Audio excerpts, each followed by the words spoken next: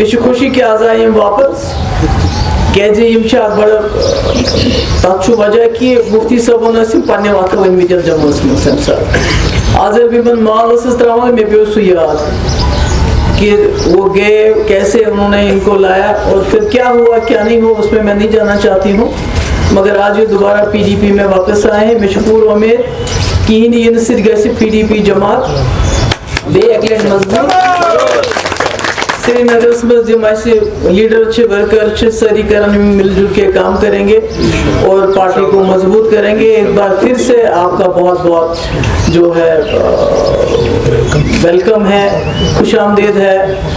Home is home. Where your feet may be. آپ کے قدم کبھی اپنے گھر سے نکل بھی جائیں لیکن یہ بیان حقیقت ہے کہ آپ کا دل ہمیشہ آپ کے گھر کے ساتھ ہی جڑا رہتا ہے.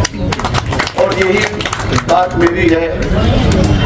میں 1921 میں جب اس پارٹی سے نکل گیا تھا, that was the most unfortunate decision and unfortunate on my path.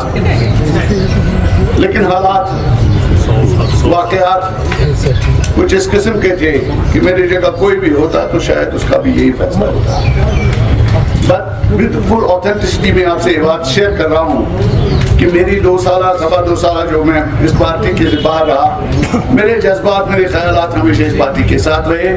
اور میں یہ کسی حال میں نہیں کہوں کہ میں نے اپنی زندگی کے 2-2.5 سال کسی سیاسی صحرا نوردی میں گزارے. بالکل نہیں, بالکل نہیں. I have gained a lot of experience. ایک امیچر سیاسی کارکن تھا اور آج بھی ہوں, لیکن پچھلے دنوں میں نے ریاست جموں کشمیر کی سیاست کے نشیب و فراز کو سمجھنے میں بہت زیادہ کامیابی حاصل کری.